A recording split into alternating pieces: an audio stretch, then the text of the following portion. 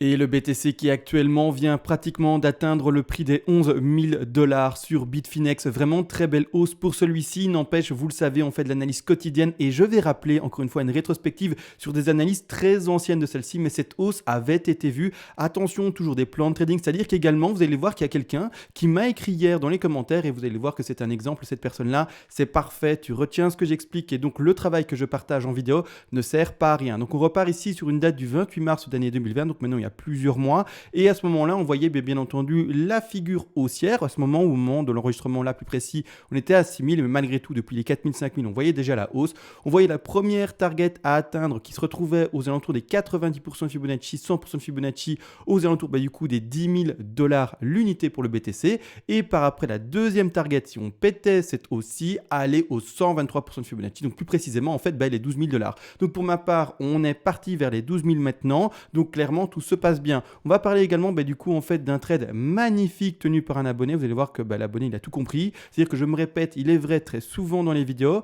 mais c'est pour que ça rentre dans la tête. Je ne suis pas juste là à dire ça va monter ou ça va baisser. Ce que j'essaye surtout de transmettre, vous l'aurez compris par rapport à cette pédagogie-là, c'est une manière de tenir son trade, de comment bien entendu entrer en trade et comment ne pas en sortir trop tôt. Donc tout ça est expliqué en vidéo bien entendu. Je le répète souvent, mais ici enfin je vois que le travail, ou en tout cas ce que j'essaye de partager et de transmettre est retenu. Si ce n'est déjà que par une personne, eh bien je suis très heureux bien entendu. Donc pour le moment, tout se passe bien, il n'y a rien de dramatique, rien de, je sais pas, peu importe, tout se passe bien, tout rentre pour le moment très bien dans le plan qui est indiqué depuis, vous le savez très bien, un bon moment. On va analyser ça ensemble, voir jusqu'où ça peut monter, voir également les sous-décomptes, etc. ensemble, où est-ce que j'en suis dans mon décompte. Tout ça en vidéo, mais juste après, vous le savez très bien, tout simplement, la toute petite intro. Et bonjour à tous, très heureux aujourd'hui d'enfin vous retrouver sur un BTC qui retrouve de la volatilité. Qu'est-ce qu'on s'est ennuyé pendant 2 mois, mais enfin c'est reparti, on reprend une direction haussière ou baissière, n'importe, mais ce qui est intéressant c'est qu'enfin on reprend des directions assez fortes bien entendu avec une volatilité très prononcée. Avant d'ailleurs d'analyser tout ça, de voir également le trade de l'abonné, vous savez très bien, je vais faire un arrêt sur son trade, c'est vraiment magnifique, très heureux de lire ça bien entendu parce que j'essaye d'apprendre ça tous les jours bien entendu aux abonnés et je vois que c'est suivi, donc parfait, on va en parler également. Mais juste avant, comme toujours en fait je voulais remercier ces personnes qui font des donations. Vous le savez, ça me demande du temps d'enregistrement, de travail en amont, de pédagogie transmise également. Enfin bref, ça demande du temps tout ça. Et des personnes qui sont récompensées pour le temps partagé, c'est des personnes qui vont durer dans le temps. Ça fait 3 ans qu'on est déjà ensemble. Et d'ailleurs, du coup, merci aux personnes qui font des donations. Vous le savez d'ailleurs, selon la donation faite, et d'ailleurs ça fonctionne par palier de donation, vers les premiers paliers de donation, je vous envoie déjà volontiers tout simplement en retour pour vous remercier toutes les règles d'Elliott en français. Je l'ai écrit de manière simple, concise pour que ça soit accessible pour les débutants. Malgré tout, dedans, il y a toutes les règles, donc c'est-à-dire même quelqu'un avancé s'y retrouvera étant donné que toutes les règles ici sont indiquées de cette manière par après, vous serez par vous-même autonome. Vous pourrez créer également des projections de prix haussiers, baissiers, un peu comme on a fait maintenant, voir la hausse ici effectuée, trouver une première target aux alentours des 90 et une seconde target maintenant aux 12 000 $, et par après, mettre vos scénarios de trading, etc. et vous comporter par rapport à ce que vous avez pu analyser précédemment. Donc maintenant, on va partir dans l'analyse, bien entendu, assez de blabla, assez de remerciements, ça on a compris. On part directement là-dedans, donc je peux enfin d'ailleurs agrandir l'écran. Premièrement, on va d'ailleurs en fait, même avant en fait de voir où est-ce qu'on en est, rappelez-vous, donc ça va être le grand mot de cette vidéo-là, l'objectif maintenant c'est d'aller aux 12 300 $. Donc maintenant pour ma part, le bull run entre guillemets, donc c'est-à-dire cette énorme flèche que l'on voit ici à l'écran, n'est pas fini. Pour moi, ça va devoir continuer à monter jusqu'à au moins ces alentours de prix de 12 000 et 12 300 $. Donc ici, clairement, on va analyser ça dans 2 minutes, mais je vais surtout m'arrêter sur quelque chose que j'apporte tous les jours pratiquement en vidéo et que j'ai l'impression que malheureusement, trop peu de monde comprend. Quand je dis qu'il faut ouvrir un trade, c'est-à-dire par exemple un trade haussier, donc c'est-à-dire que par exemple, quelqu'un qui a ouvert son trade, rappelez-vous, depuis mars, on annonce dans le titre déjà 9800 minimum, d'accord? Donc c'est très simple, on voyait déjà une très grosse hausse depuis les 4000, 5000.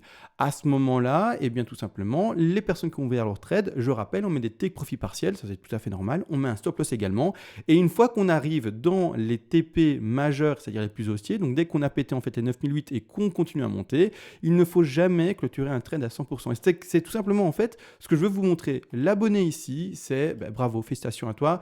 J'ai masqué les pseudos et les noms parce que je ne sais pas si elles veulent rester anonymes ou pas, et j'ai pas envie de partager un nom si c'est son vrai nom, peu importe, on aura compris pourquoi j'ai masqué les pseudos. mais n'empêche, une chose est sûre, c'est qu'il a bel et bien écrit, si, je suis toujours en langue, parce qu'il est vrai, dans la vidéo précédente, j'ai dit, je serais étonné de voir encore des personnes en langue, vu la phase de consolidation de 2 mois, etc. Malgré tout, il y a des gens qui sont vraiment obstinés, et félicitations, elles tiennent vraiment les choses à fond. Et donc, elle m'a répondu, si, je suis toujours en langue, depuis les 5800, avec plus que, entre guillemets, 10% de sa position, mais on ne clôture jamais, c'est bien écrit ici, on ne clôture jamais un trade gagnant. Donc bravo, félicitations, rien à dire.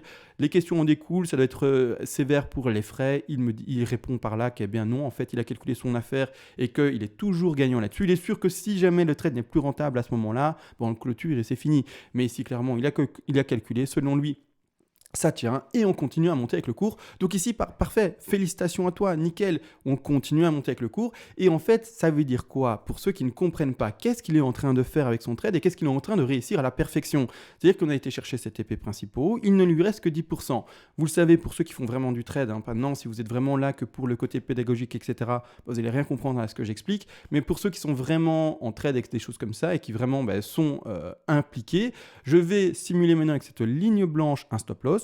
Le stop loss au début d'une entrée en position, on le met quelques pourcentages en dessous, bien entendu, pour pouvoir accepter le bruit du cours. Dès qu'en fait le trade se valide et qu'on monte dans les intensités de prix, on prend cet take profit partiel jusqu'à un moment où on aura pris presque la majeure partie de son trade. C'est-à-dire que comme lui, il aura déjà, par exemple, lui, il est sorti de position à hauteur de 90%, étant donné qu'il lui reste, il faut que je zoome un peu, étant donné qu'il lui reste, ici on le voit bien que 10%, que 2, mais en fait c'est tout de même encore et toujours du bénéfice sur lequel on ne crache pas. C'est-à-dire qu'ici plus précisément, qu'est-ce qu'il est en train de faire lui, et c'est parfait, donc je vais un peu t'assister également pour ton trade, parce que je vous le dis, même s'il n'y a qu'une personne qui comprend ce que j'explique, pour moi, ça me va. Pour moi, le travail, il est fait et il est soutenu. C'est-à-dire qu'un trade n'est pas clôturé tant qu'il est gagnant. Ça, c'est super important.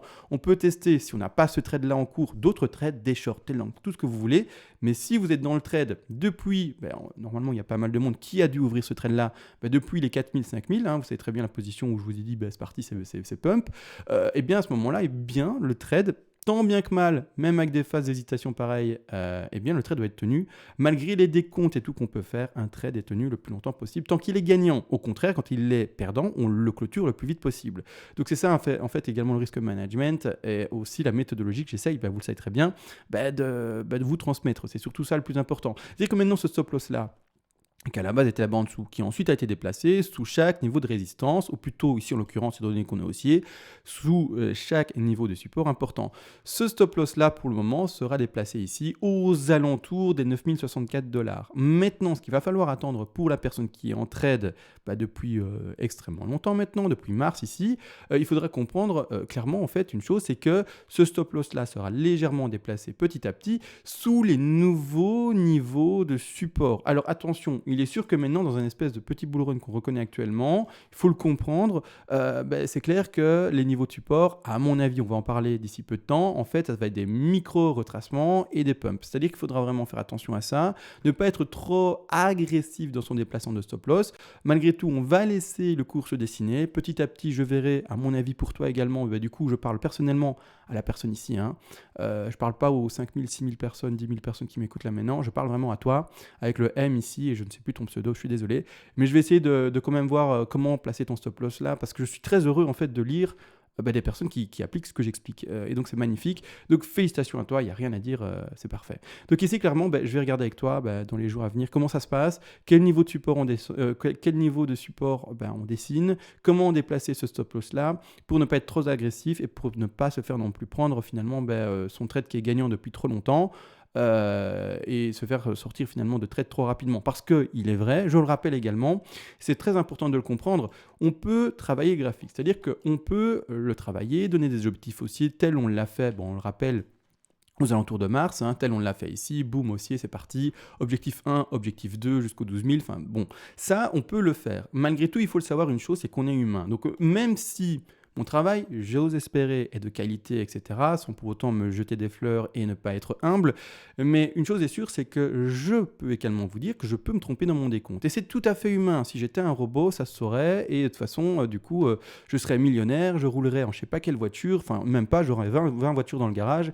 C'est pas le cas, malheureusement. On devient riche lentement. C'est également quelque chose que j'essaye d'expliquer aux gens. Et on ne devient pas riche rapidement. C'est une chose également à comprendre. Il faudra plusieurs années, voire même plusieurs dizaines d'années avant de vous dire, voilà, je suis vraiment riche. Avant ça, c'est persévérance, c'est difficile et c'est comme ça. Et le trading, c'est un boulot. Également, ceux qui espèrent avoir finalement la poule aux œufs d'or, c'est pas le cas. Le trading, c'est plus compliqué que cela. Maintenant, encore une fois, si vous avez un peu de bouteille, un peu d'expérience, vous êtes au courant de ça. Et je ne devrais pas non plus vous le répéter. Mais je le dis pour les tout néophytes qui arrivent et qui espèrent voir une formule magique, vous le savez très bien. Mais donc ici, clairement, ce stop loss là, je vais le suivre avec toi. Pour le moment, on le voit bien à l'écran, il n'y a pas de réel niveau de support qui sont à nouveau dessinés. On attend cette confirmation ici sous 3. On va en parler d'ailleurs dans 2 minutes, à mon avis. Et puis par après, on va déplacer ce stop loss là et essayer de suivre le cours le maximum. D'accord? Mais pour le moment, voilà, on en est là. Je vais laisser du coup. En tout cas, toi de ton côté, laisse ton stop loss au niveau d'ici aux alentours des 9000, 10 000. À toi de voir vraiment ton agressivité, mais reste vraiment dans ce niveau, tu l'auras compris, d'anciennement résistance, d'accord, et actuellement du coup de support. Ne le monte pas du coup. Trop haut, d'accord? Là, petite bougie rouge, tu te fais prendre tes sorties et malheureusement, tu vas louper potentiellement une hausse jusqu'encore aux 12 300, voire même une hausse qui pourrait aller à 15 000, 16 000, 20 000. Alors attention, comme je le dis, je suis humble personnellement, je peux me tromper dans mon décompte et c'est pour ça qu'on le dit, on ne clôture jamais un trade qui est gagnant, même quand on arrivera à 12 000, il faudra juste déplacer son stop loss, tu l'auras compris, sous un niveau de support intéressant, important et qui pour toi invalidera la potentialité hausse par après. Donc continuité de hausse par après. Donc ça maintenant, c'est vu, félicitations, la personne qui a ouvert ce trade depuis les 5 000 $.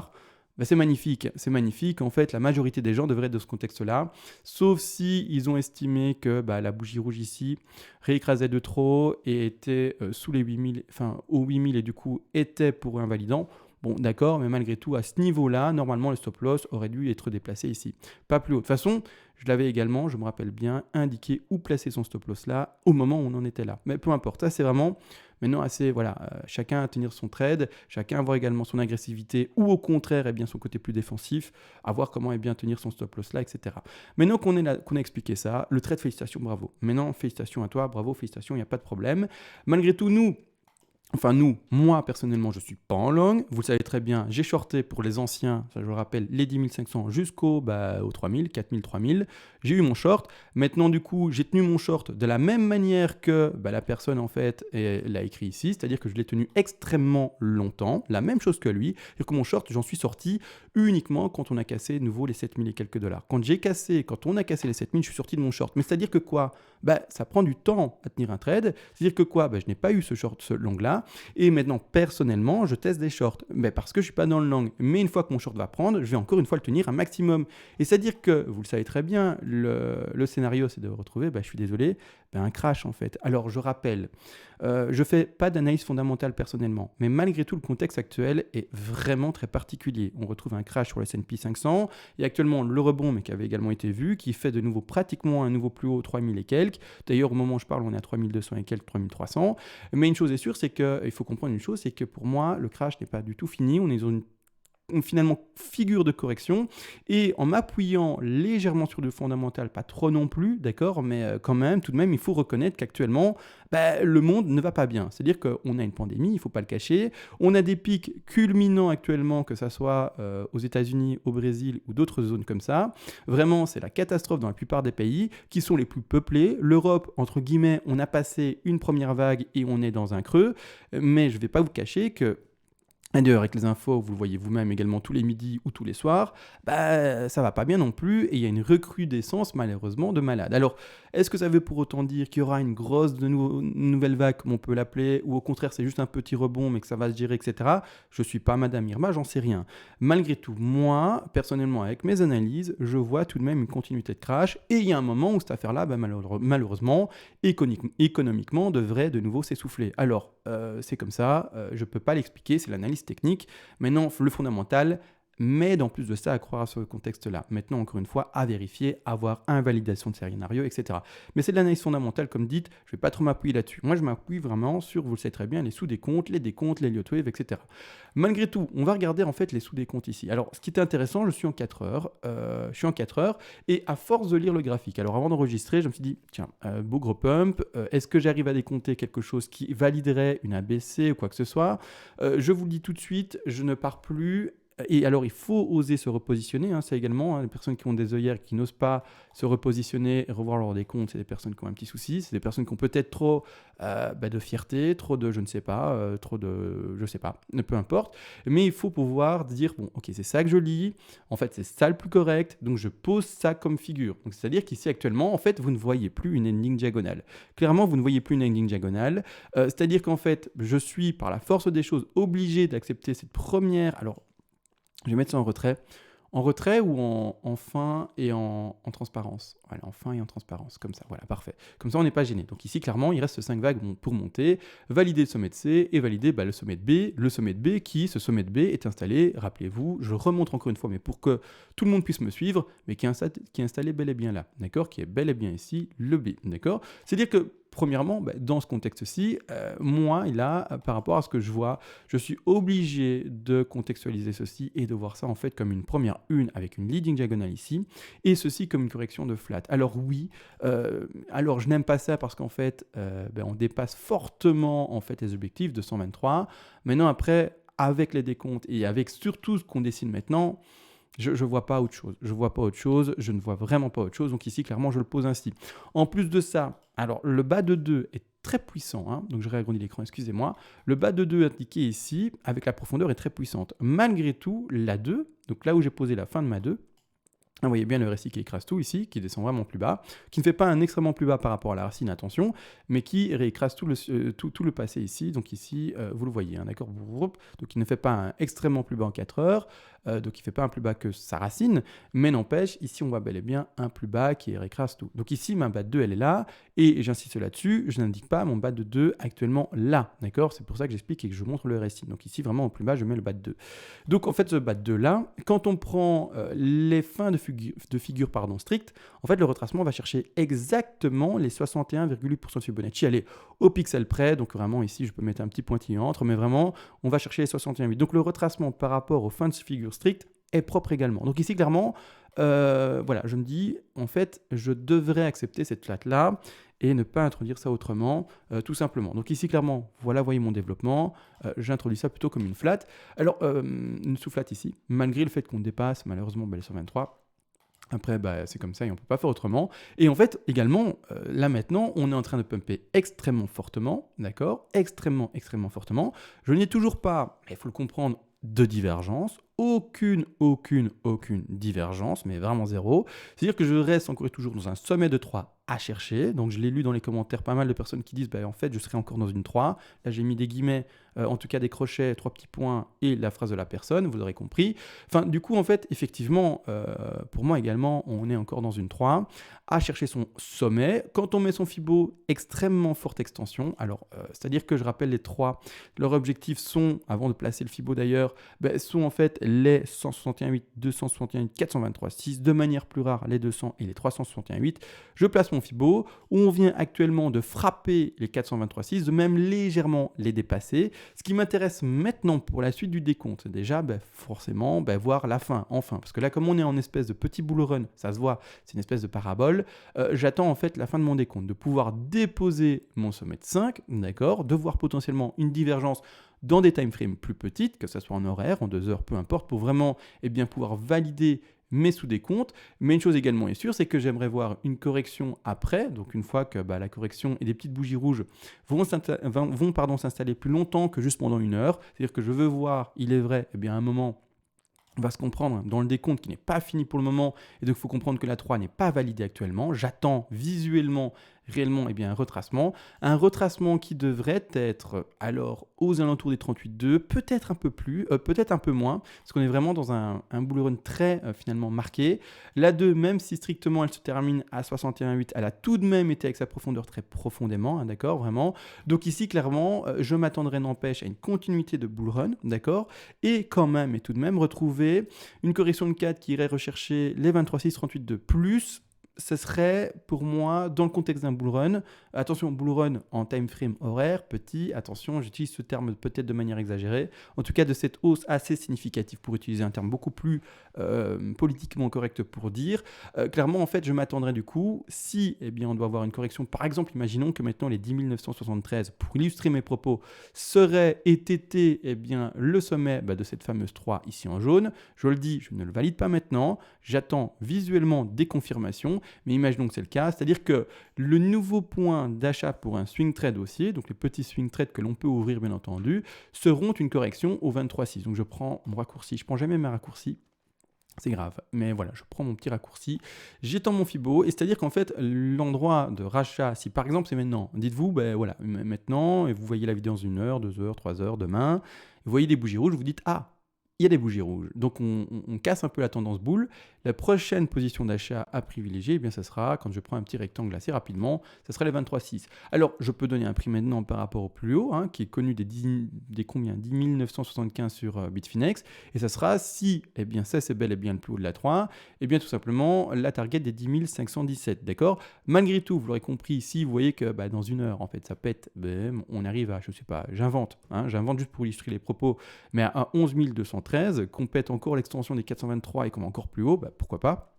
À ce moment-là, il faudra juste réadapter son Fibo, le placer au sommet de 3, et alors la zone de rachat va être modifiée. C'est pour ça que je vous encourage également, de votre côté, à apprendre à utiliser les Fibonacci, à savoir également faire les vagues, etc., pour pouvoir par après être autonome, c'est-à-dire que par après pouvoir vous repositionner et devoir attendre forcément mes vidéos. C'est important également, surtout si vous faites du trade. J'estime que si vous faites des mouvements financiers, c'est que vous avez une certaine compétence, d'accord. C'est que vous êtes formé, que ce soit en Elliott Wave ou peu importe autre chose, mais que vous avez une certaine compétence. Si vous n'en avez pas et que vous reconnaissez ne pas en avoir et que vous dites en fait je suis nul, alors bon, je dis ça pour vraiment faire bien comprendre les choses, mais alors du coup touchez pas, attendez d'avoir une certaine compétence, une certaine expertise, une certaine du coup expérience avant de commencer à jouer avec ça. Et une fois que vous vous sentez formé et que vous avez eu assez d'exercices, etc., avec peut-être des micro-sommes de trade, donc vous jouez avec vraiment quelques petites sommes, je vais pas donner de chiffres parce que peu importe, chacun ses moyens, mais c'est-à-dire jouer au début des micro-sommes juste pour vous exercer, vraiment des choses que vous dites, voilà, c'est rien du tout, je peux jouer avec ça, peu importe si je le perds ou pas, et si je fais des bêtises. Et une fois que vous avez géré ça, là, au contraire, vous pouvez vraiment jouer avec votre capital réel, c'est-à-dire plusieurs, peut-être milliers d'euros, peut-être même dizaines de milliers d'euros, ou centaines, voire même millions, ça dépend, peut-être des milliardaires qui me regardent, j'en sais rien, bien entendu, chacun ses moyens encore et toujours, mais malgré tout, c'est important de comprendre, vous devez pouvoir maîtriser par vous-même les choses pour après vous repositionner. C'est-à-dire qu'ici, si par exemple on allait au 11 213, la position de rachat était revue, bien entendu, au 23,6, qui sont dans cet exemple-ci, les 10 697 $. Donc ça, pour le moment, c'est la prochaine zone d'achat, le retracement des 23,6. Également, petit mot, mon Fibo, je sais qu'il fait souvent parler, en fait, il est en reverse. Alors si vous voulez avoir exactement le même Fibo que moi, c'est pas compliqué, vous cliquez sur le Fibo que vous avez étendu, d'accord. Vous allez sur la roue, rien de compliqué, vous allez en bas et vous sélectionnez reverse. Il ne sera pas sélectionné par défaut. Après, chacun, finalement, comme dans une voiture, etc., ses réglages, ses options, air conditionné, pas cuir, chauffage dans le siège ou pas, c'est chacun ses choses. Moi, c'est pas chauffage dans le siège, mais c'est reverse, je sélectionne reverse, et ici, clairement, voilà, mon Fibo est inversé. C'est comme ça que j'aime bien travailler, c'est une aisance, c'est vraiment... voilà, c'est comme ça que j'aime bien travailler, et puis point barre. Maintenant, à vous de voir si vous voulez ou pas ça, mais j'ai parfois des questions et donc à ce propos-là, et donc j'y réponds maintenant en direct. Mais c'est-à-dire que par après, on va respéculer qu'on est là-dessus. Par après, il faudra calculer la 5, encore une fois toujours, par rapport au plus haut actuel, juste pour spéculer, pour voir ça, on va voir quand même la projection de 5 potentiels. C'est-à-dire que la projection de 5 potentiels serait dans le contexte actuel, c'est-à-dire attention, ça peut changer à tout moment, ça peut pumper beaucoup plus fort maintenant, mais serait d'atteindre dans ce décompte-ci, et alors on cherche le bas de 4 avec, attention, une divergence, j'aimerais bien lire sur le cours une divergence à un moment, donc n'oubliez pas, pour le moment on fait que des plus hauts, que ce soit dans toutes les time frames pratiquement, c'est-à-dire qu'en fait je veux voir un retracement, un petit rebond sur le récit sans jamais faire de plus haut, d'accord. Et la même chose sur le cours, je veux au contraire lire en fait le suivi du cours qui continue à monter, et au contraire, lui fait bel et bien plus haut, alors que sur le récit, vous l'aurez compris, il y aura une divergence et du coup pas plus haut. C'est-à-dire que les objectifs, en fait, dans ce contexte-ci, c'était maintenant le dessin 4 et les expositions, et c'est-à-dire du coup les take profit partiels à prendre pour la 5. Ça sera, comme toujours, dans ce contexte-ci, les 100% de Fibonacci. les 161,8% Fibonacci et pour terminer les 261,8% Fibonacci. Donc pour celui qui va maintenant peut-être ouvrir d'ici quelques heures, peut-être quelques jours, son long, d'accord, aux alentours peut-être des 10 500 $. À ce moment-là, donc c'est ça, hein, 10 500, hein, oui, 10 500, à ce moment-là, il devra mettre des take profits partiels, toujours plan de trading. Et d'ailleurs, je vais aller très loin aujourd'hui, je vais reprendre ce que j'ai vu en début de vidéo, donc point d'achat, hein, rectangle vert, peu importe, point d'achat. Stop loss, attention, à placer plus bas. À vous de voir vraiment ce stop loss là. Moi, je le placerai vers 38,2 un peu moins, pas 50, mais 38,2 un peu moins, vraiment dépasser légèrement, et 38,2 un peu moins, des Fibonacci de retracement pour la 4, bien entendu, vous aurez compris. Donc, vous le placez là-bas en dessous, hein, avec le vrai frigo connu. Et par après, en fait, les take profits partiels à mettre en place. Alors, c'est celui-ci, le premier. Hein, donc, c'est-à-dire, on revend sa position, c'est du trading, on passe à l'achat et on revend petit à petit ses BTC. C'est-à-dire qu'ici, on se retrouve avec un premier TP qui se fait en double top avec sa 3, qui est à 10 958. On se retrouvera avec un deuxième TP qui, lui, se posera à 161,8% de Fibonacci, mais plus précisément, du coup, à 11 233. Et on a également, du coup, vous l'aurez compris, un troisième TP à placer qui lui se situera plus précisément à 11 618 $. Maintenant, encore une fois, comme dit là, c'est de l'extrapolé, on n'a pas encore les vrais retracements, etc. Et le trade n'est pas encore ouvert, mais on prépare déjà tout à l'avance. Maintenant également, mais du coup, qu'est-ce que j'explique? Et je vais faire maintenant l'analogie avec cette fameuse personne, ce fameux abonné qui a tout compris. Donc lui, rappelez-vous, il clôture jamais, il joue avec son stop loss, etc. Mais en fait, ce que j'explique de manière générale, tous les jours pratiquement, en tout cas, c'est ce que j'essaye de faire un maximum. C'est-à-dire que, qu'est-ce qui va se passer pour la personne qui, par exemple, a ouvert ce petit swing trade? La même chose, prendra son premier TP, prendra son deuxième TP, prendra son troisième TP. Si on arrive jusqu'au troisième TP, félicitations, c'est un trade magnifique. Mais je rappelle, on ne clôture jamais un trade complètement tant qu'il est gagnant. C'est ce qu'il a écrit dans le commentaire et c'est vraiment nice. Vraiment, je suis tellement heureux de lire ça, qu'il y ait des gens qui me suivent et qui comprennent ce que j'explique de manière journalière. Magnifique. On ne clôture jamais un trade complètement. C'est-à-dire que même si on arrive à la dernière target de la 5, hein, qui est ici par exemple les 11 675 $, il va peut-être vous rester 5%, 10, 15, ça dépend combien vous avez vendu avant, votre agressivité, votre finalement côté également défensif, peu importe, hein, vous avez, à vous de voir.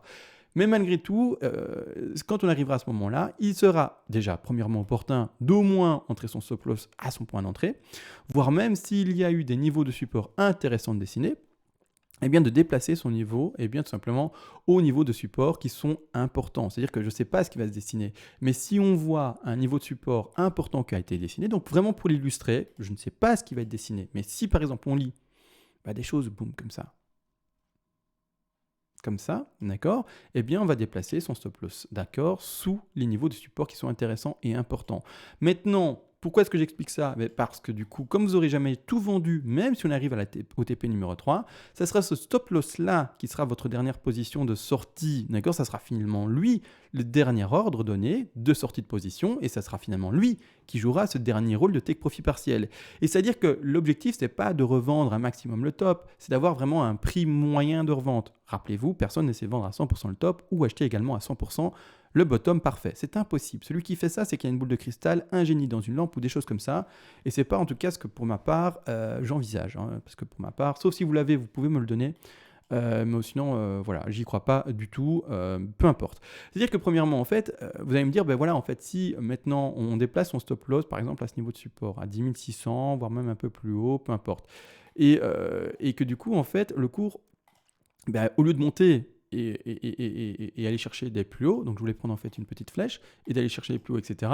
En fait, il peut très bien cracher, et tout à fait, et se faire prendre son stop. Vous allez dire, du coup, 10-15% qui sont perdus. Non, pas du tout. Parce qu'au contraire, comme on dit qu'on lisse son moyen de revente, il fera en sorte de lisser son prix. D'accord? Là-dessus, il n'y a pas de problème. Mais malgré tout, maintenant, si le BTC il dit CMA, etc., ou alors votre propre analyse, j'en ai rien à faire que tu donnes un objectif des 11 600, voire même des 12 000, j'en ai rien à faire. Moi, c'est parti, je pump. Alors le BTC, s'il le veut, il pump. Et s'il va à 14 000, s'il va à 15 000, 16 000, la personne, comme la personne qui a ouvert son trade depuis les 5 000, elle sera heureuse. Alors, tant mieux, mort de rire. Allez, c'est parti, j'y vais avec. Et c'est ça que j'essaie de vous expliquer tous les jours pratiquement. Alors, Voilà, j'essaye parfois de ne pas être trop complet parce que sinon ça fait des vidéos de 8 heures. Déjà que sans être trop complet, je fais des vidéos de 30 minutes. Mais en fait, il faut comprendre une chose, c'est que le trading, c'est plus compliqué que ce que l'on pense. On met des plans de trading en place, pas des lectures d'avenir. Et celui qui vous prétend pouvoir dire si ça monte ou ça descend de manière sûre et certaine, c'est quelqu'un qui vend du vent, ou en tout cas des mirages, ou des choses comme ça, ou en tout cas des faux espoirs. Donc encore une fois, la méthodologie de trading est vraiment cette rigueur, cette régularité qui doit être tenue. Et c'est tout. Vraiment, c'est tout et c'est tout. Et uniquement ça. Maintenant, je pense avoir tout expliqué. On va continuer pour ma part à monter. L'objectif principal, même s'il y a ces sous-objectifs de 5, mais attention, je les ai placés par rapport à une 3 qui n'est pas valide encore, pour moi, etc. Mais j'ai fait le travail pour l'illustrer, comment placer ça, etc. Pour que par après, vous aurez compris, vous puissiez être également autonome de votre côté. Donc le trade qui est donné maintenant, il faudra le vérifier, voir si c'est maintenant la correction, etc. Et c'est quand il y aura des petites bougies rouges qu'on va voir ça. Mais pour le moment, c'est pour illustrer, pour que par après, vous puissiez faire la même chose sur votre propre échange, avec vos propres prix, etc. Et pouvoir faire une mise en situation réelle. Donc là maintenant, tout a été vu. Également, je rappelle rapidement, on est avant même de changer de graphique, on est dans un très grand plan de crash. J'en ai parlé. Alors oui, c'est horrible à entendre, mais je suis dans un plan de crash. C'est-à-dire que l'AC, je le rappelle également, n'est pas obligé de refaire un plus bas, mais il y aura des objectifs de rachat de position. Pour les investisseurs également, pour les traders qui vont ouvrir des trades en short. Donc, l'AC peut par exemple terminer à 6000 et rebondir. D'accord ? Ne pensez pas que parce que je dessine un ABC, c'est d'office, on va plus bas. On peut aller plus bas, mais ce n'est pas le cas. D'accord ? Donc plan de trading, plan d'investissement, palier, etc. comme toujours. Maintenant, je peux passer sur ce que je veux montrer également. Ne pas oublier que pourquoi je suis fortement j'ai bien entendu mes 12 300 qui sont appuyés par le retracement des 123, bien entendu par rapport aux Elliott Wave, mais également en fait pourquoi est-ce que je suis fortement pas intrigué, j'arrive pas à trouver le mot, axé, je sais pas, mais peu importe, axé, oui c'est ça, plutôt axé vers ces 12 000 $ parce qu'il y a un gap qui pour le moment n'a toujours pas été comblé dans ces alentours de prix. Alors attention, je sais, il y a un nouveau gap, on va en parler dans 2 minutes également, mais il y a un gap et je veux le montrer, mais il y a un gap, en 4 heures il est visible, un gap qui n'est toujours pas comblé et qui se retrouve du coup en fait aux alentours des dates, et même plus précisément de 9 août d'année 2019, ça fait maintenant bientôt un an, encore quelques semaines et on est à un an, qui n'a pas été comblé. C'est-à-dire que ce gap-là a toutes ses chances d'être comblé. Et d'ailleurs, pour moi, devrait l'être. Il faut savoir qu'un gap, quand il va être comblé, il sert en fait au début comme un peu une ventouse. Vraiment, il aspire le cours.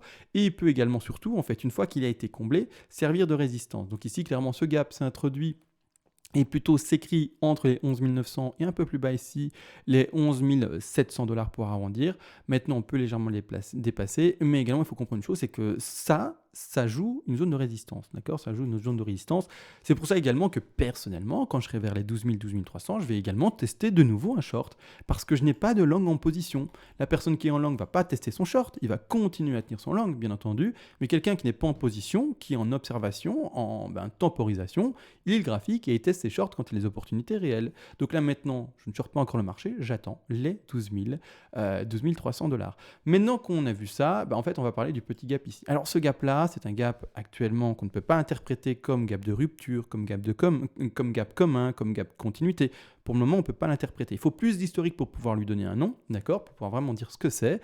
Actuellement, tout ce qu'on peut observer, c'est que c'est un gap à l'écran et savoir que statistiquement, alors les statistiques que je vais donner, c'est vraiment pour illustrer les propos que je vais donner, mais du coup, le propos, c'est lequel ? C'est qu'un gap a plus de chances d'être comblé que de ne pas être comblé. Et à quel point, pour illustrer ce propos-là, au point où on peut lui donner, personnellement, 8 chances sur 10, qu'un gap va se faire combler. C'est vraiment pour faire comprendre qu'un gap est plus souvent comblé, c'est pas 5 chances sur 10, mais vraiment pour faire comprendre qu'on a vraiment plus de chances de combler ce gap-là. Donc, également, il faut comprendre une chose, c'est que quand on voit un gap qui s'introduit, qui se dessine, ici, tout simplement, entre les 9 920 $ et un peu plus bas, les 9 600 $, donc un gap qui est quand même avec 200, presque 300 $, un gap assez important, pas non plus faramineux, mais quand même un gap assez important. Il y a des gaps plus importants, vous voyez ici à gauche, il y a des gaps vraiment plus forts dans l'historique, et c'est pas le seul, mais il y a eu plein de gaps vraiment, vraiment beaucoup plus puissants. Mais malgré tout là, ce gap-là a des chances de se faire combler, donc il y a également beaucoup de chances qu'à un moment, le cours revienne chercher cette zone de prix. Donc ça ne m'étonnerait pas, personnellement, si vraiment je vais extrapoler le scénario, etc., qu'on aille chercher notre niveau de résistance vers les 12 12 300 $, et puis qu'ensuite on aille replonger, retrouver au moins, du coup, vous l'aurez compris, ces 9 000 et quelques dollars, mais malgré tout, j'irai plus loin dans mon plan. Pour moi, on verra un top, et pour moi, par après, qu'est-ce qui se passera? On devra aller combler les sous-petits gaps qui sont indiqués ici en rouge, alors ils sont tout petits, mais ils existent, qui sont entre les 7600 et un peu plus bas également les 6850 $. Donc pour ma part, on devra reconnaître quand même un niveau de retracement, hein, d'accord, attention. Donc c'est bel et bien en fait ce que je dessine maintenant avec les flèches. En fait, c'est bel et bien ce qui est dessiné là. Sauf que c'est pas des flèches et c'est des Hello Wave. Mais avec des flèches, parfois c'est plus simple de manière visuelle. Donc ici, je dessine bien des flèches qui montent et des flèches qui descendent. D'accord? Et c'est vraiment ça. Donc si je reprends ici, j'étais sur les futurs, et c'est vraiment ça que pour ma part je vois. Et c'est là que je vais essayer de shorter, c'est là que je vais prendre mes TP, etc. Et également pour les investisseurs qui veulent acheter, vous savez très bien, avec ce plan d'investissement sur des retracements baissiers uniquement. Donc là maintenant ça, également pas oublier, je le rappelle, il y a un gap à 3000, il y a un gap à 3600, qui n'est toujours pas comblé non plus. Et donc, gardez, même si vous dites, mais non, mais les 3000, arrête, tu racontes n'importe quoi. Je suis d'accord, vous pouvez le croire et il n'y a pas de problème. Mais malgré tout, encore une fois, non émotionnel, statistique, etc. Et dites-vous que la plupart du temps, les gens pensent certaines choses, mais malgré tout, le cours va faire tout à fait le contraire. C'est-à-dire que maintenant, tout le monde est boule. Par exemple, tout le monde est boule. Enfin, tout le monde, je sais pas. En tout cas, c'est l'impression que j'en ai. Après, vous pouvez me contredire et dire, non, en fait, il n'y a personne de boule. Peut-être, peu importe, mais moi, j'ai l'impression que tout le monde est boule, que tout le monde voit maintenant d'office un BTC à, je sais pas, peu importe, je vais pas dire de chiffres ou quoi que pour illustrer 15 000, 20 000, peu importe. Mais le truc, c'est que du coup, personne ne voit potentiellement un BTC là-bas en dessous. Et dites-vous que quand c'est comme ça, statistiquement, et surtout, en fait, émotionnellement, pardon, c'est ça que je voulais utiliser le terme, il faut être complètement neutre, se dire juste, il y a un gap là-bas en bas, personne ne le voit, en tout cas plus personne ne veut le prendre en compte, c'est-à-dire que dans mon plan d'investissement et dans mon plan de trading, même si je vais octroyer potentiellement plus que 5%, 10% de mon capital d'investissement ou de trading pour racheter là-bas en bas, je vais quand même garder un peu de ce capital pour aller là-bas en bas. Rappelez-vous également, c'est une chose que je rappelle de plus en plus souvent, les petites mains, donc les petits investisseurs, c'est ceux qui finalement sont les victimes, je suis désolé, ceux qui sont, comment ça s'appelle, le plancton, hein, vraiment, il y a les baleines et il y a le plancton. La plupart des gens qui m'écoutent, je suis désolé, et moi également, hein, je suis un plancton, vous êtes un plancton, on est tous des planctons, et on est très heureux comme ça, on est une grande famille, mais malgré tout, on est des planctons, on est tout petit. Et l'erreur la plus commune pour un plancton, si on peut nous appeler comme ça, donc c'est-à-dire pour les petites mains, les petits joueurs, on va quand même dire ça, hein, parce qu'on joue peut-être avec quelques milliers d'euros, dizaines de milliers d'euros, voire même pour les plus gros, peut-être centaines de milliers d'euros, mais on joue pas avec des millions et des millions, hein, d'accord? Après, peut-être, mais faut le dire, on est quand même des toutes petites mains. Mais c'est-à-dire que ici, clairement, je vais retirer ça, la plupart des néophytes, ou en tout cas des petites mains, rachètent trop tôt et ne gardent pas assez de capital, ou en tout cas achètent beaucoup trop tôt et n'ont plus de capital quand le vrai crash s'annonce. Quand en fait, ici pour un exemple, nous on avait mis, vous savez très bien, le plan d'investissement sur ce crash-là, donc parfait, on a eu jusqu'au 4000, 3000, donc on a acheté jusque là-bas en bas, mais ceux qui n'auraient à ce moment-là pas suivi la chaîne, à mon avis, auraient acheté le top des 10 500 et puis par après, boum. Nous au contraire, on a mis nos paliers d'achat, etc., on a tenu ça et parfait, donc nickel. Mais la même chose ici en fait, c'est-à-dire que les gens vont acheter, à mon avis, trop agressivement au début, c'est-à-dire lors des premiers retracements. Et en fait, quand le crash va réellement se confirmer, je prends juste la couleur, je vais mettre en rouge pour vraiment montrer la confirmation, et qu'en fait le crash, il va vraiment se confirmer et que tout le monde sera en mode waouh, qu'est-ce qui se passe? On est de nouveau à 6000, 5000. Merde, désolé pour le terme, j'ai vraiment pas fait exprès, c'est pas mon style. Mince, zut, voilà c'est mieux. Qu'est-ce qui se passe? J'ai déjà tout acheté et si j'avais attendu, j'aurais eu du BTC à 5000. Si j'avais attendu, j'aurais eu du BTC potentiellement à 3000. Et si j'avais attendu, j'aurais eu peut-être du BTC à 2000. Et ça, c'est malheureusement l'erreur des petites mains. C'est-à-dire qu'elles sont trop pressées, elles vont acheter les premières portions et en fait le crash sera plus puissant que ce qu'elles ont pensé, plus imaginé même. Et puis c'est foutu. Donc gardez, même si vous n'y croyez pas, je vous le dis, c'est le meilleur conseil que je peux vous donner.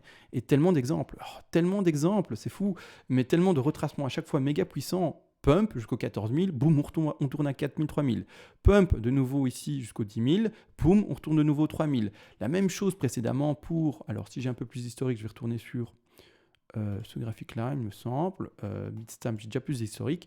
Mais la même chose pour ici, il faut le comprendre, c'est cyclique en fait. Et les néophytes, boum, à chaque fois se font avoir. Donc ici, on part d'un énorme bull run, par exemple, depuis 2015-2016 jusqu'à 20 000, et boum, on retombe à 3 000. Et la même chose, personne ne voyait ces 3 000 là. En tout cas, sur cette chaîne, bien entendu, qu'on le voyait, vous le savez très bien. Mais la plupart des gens ne le voyaient pas non plus. Donc, C'est ça que je vous dis, s'il vous plaît, vos émotions, faites attention. Le retracement, il va venir et personne ne le verra venir et tout le monde sera de nouveau choqué en mode mais qu'est-ce qui se passe. Et voilà, et c'est comme ça. Maintenant, si c'est haussier, également, ne jamais se faire avoir et se contenter des retracements qu'il va donner ou également avoir une autre stratégie d'investissement qui sont, je le rappelle, stratégie d'investissement par palier de temps, donc temporel, par palier de prix qui baisse en retracement et également par palier de cassure de résistance, confirmation de nouvelles hausses potentielles. Mais tout ça, c'est des paliers, c'est des stratégies différentes que vous devez adapter par rapport à votre propre personnalité. Ce que vous pouvez également finalement assumer sur le cours. Si vous voyez un cours qui FOMO, un cours qui ne fait que monter, il faut que vous ayez la stratégie qui vous correspond. Parce que si vous ne voyez que monter et que vous êtes en train de suivre, en train de vous dire il faut que j'achète, mais non, je veux faire cette stratégie-là, et elle me dit de ne pas acheter, c'est qu'elle ne vous correspond pas parce que vous êtes en train de suer. Quelqu'un qui a la bonne stratégie, c'est quelqu'un qui voit le cours faire ce qu'il fait et qui se dit je tiens ma stratégie en place et peu importe ce qu'il fait, j'ai pas de tachycardie, j'ai pas de cœur qui s'emballe, j'ai pas de gouttes de sueur qui coulent le long de mon front et je suis en train de nager dans la piscine maintenant à cause de ça. Non, pas du tout. Il faut comprendre une chose, c'est que clairement, il faut que la stratégie vous corresponde et que vous ne vous mentiez pas non plus. Il faut que vous soyez à l'aise avec votre stratégie. Si vous n'êtes pas à l'aise, changez de stratégie. Il en existe assez. Google, de toute façon, est là pour vous également vous informer. Si vous voulez voir des stratégies différentes de celles que je donne, il y en a sur Google. Vous tapez ça, des recherches un peu plus approfondies. Je ne sais pas si ça se trouve extrêmement facilement, mais ça doit se trouver parce que Google, vous savez très bien, c'est un peu Big Brother et il a un peu tout sur tout. D'accord ? C'est la plus grande encyclopédie, n'empêche. Maintenant qu'on a vu ça, je pense que j'ai tout vu. Alors, très pédagogique, encore une fois et toujours, je me suis répété pas mal de fois, mais en fait, c'est ces choses répétées qui sont les plus simples, qui doivent être répétées. La plupart des gens veulent juste entendre est-ce que ça monte ou est-ce que ça descend, mais c'est pas le message à apporter en fait, c'est pas le message le plus important. C'est pour ça que je m'arrête parfois longtemps sur certaines choses et que je répète, c'est du drill finalement. Mais c'est tellement important et c'est ça qu'il faut. D'accord ? Donc maintenant, tout a été dit, tout a été drillé, répété, refait, etc. On se retrouve d'ailleurs demain, à mon avis demain. Hein. Je pense même d'office, vu la volatilité qu'on a, à mon avis, on se retrouvera demain, bien entendu. Sur ce, vraiment une bonne soirée à tous et ciao.